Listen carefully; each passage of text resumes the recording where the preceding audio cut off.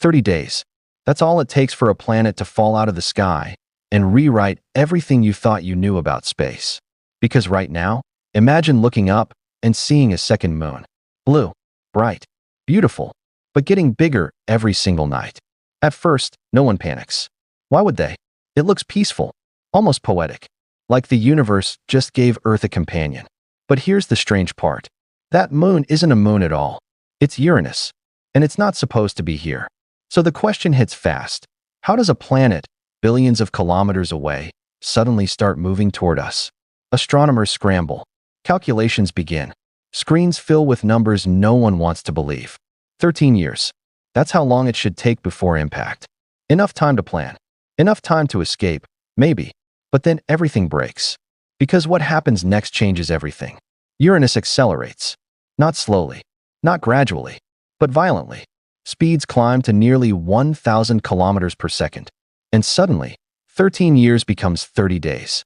Now the question isn't if we survive. It's how do you prepare for the impossible in just 1 month? Governments collapse into chaos. Scientists lose control of the narrative. And the sky becomes hypnotic. Each night, Uranus grows. Brighter, larger, closer. People gather just to watch it. Because deep down, everyone knows. This isn't just a cosmic event. This is the beginning of the end. But that's not even the craziest part. Because Uranus isn't coming alone. At first, it looks like a miracle. The sky fills with shooting stars. Hundreds of them. Then thousands. Streaks of light tearing across the atmosphere like fireworks. Beautiful. Mesmerizing. Almost peaceful. But here's the twist. They're not stars. They're asteroids. And they're coming straight for us. To reach Earth, Uranus had to cross the asteroid belt between Mars and Jupiter, a region that's been stable for billions of years. Until now, its massive gravity disrupts everything. Orbits collapse. Rocks collide. Entire chunks of space get thrown out of place.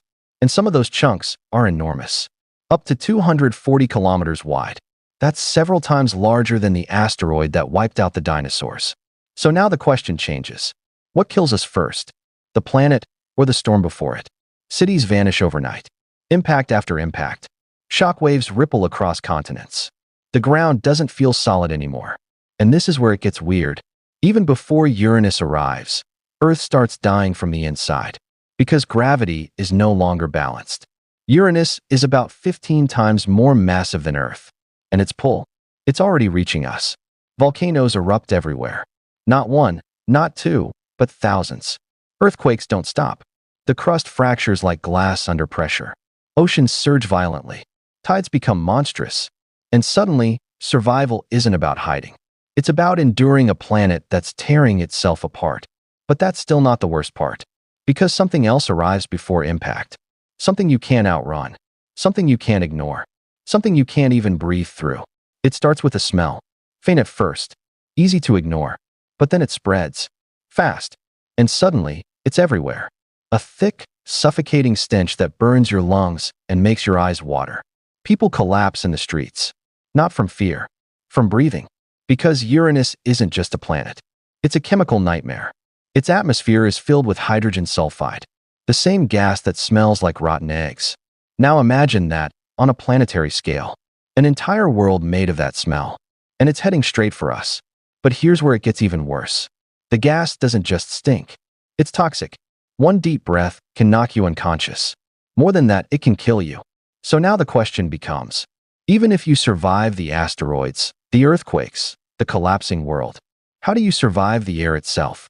And this is where everything flips. Because just when you think it can't get worse, it does.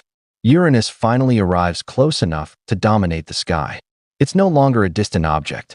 It fills the horizon. A massive blue wall hanging over Earth. And behind it, something terrifying emerges. It's moons. 27 of them. And they're not just orbiting peacefully. They're being dragged along. Pulled into chaotic, unstable paths. Which means only one thing. They're coming too. And that's when things change forever. The impacts don't stop. They multiply. Uranus's moons slam into Earth from every direction. Some small, some massive. Each one hitting with enough force to erase entire regions. There's no pattern, no warning, no escape. It's not a disaster anymore.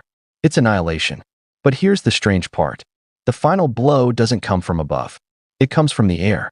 Because as Uranus closes in, its gravity begins compressing Earth's atmosphere, squeezing it tighter and tighter. Pressure builds rapidly. Temperatures rise. And then, it ignites. The sky catches fire. Not in patches. Not in bursts. Everywhere. The air itself becomes fuel. And Earth becomes a burning sphere. So now the question isn't survival. It's what's left. And the answer is almost nothing. Because what happens next isn't destruction. It's transformation. Earth doesn't just break apart. It gets captured, pulled into Uranus's gravity, stripped, crushed, reassembled, and eventually, it stops being a planet. It becomes a moon, one of many, orbiting the very thing that destroyed it. But here's the twist no one expected. Uranus doesn't escape unchanged. Because this isn't the first time Uranus has collided with something massive. Long ago, it was hit by an object twice the size of Earth. That impact tilted it completely sideways. It's the only planet in the solar system that spins like that. So now the question is, what happens when it hits Earth? Does it tilt even more? Or does it snap back? Because this collision could reset everything. Uranus might straighten itself. Its seasons could change. Its climate could shift. Its entire identity rewritten. All because of Earth. But here's the haunting part. Even after everything is gone, after the fire, the impacts, the suffocating air, there's a possibility. A small one, but not zero. What if something survives? Not humans, not cities, but something smaller, something microscopic, something that finds a way. Because life has a habit of doing that. And if it does, if life rises again from what's left, it won't see the sun the same way. It will look up and see Uranus, huge, blue, dominating the sky, a constant reminder of what happened, of what used to be. And maybe it will ask the same question we never got to answer. What force was powerful enough to move a planet and send it straight toward us?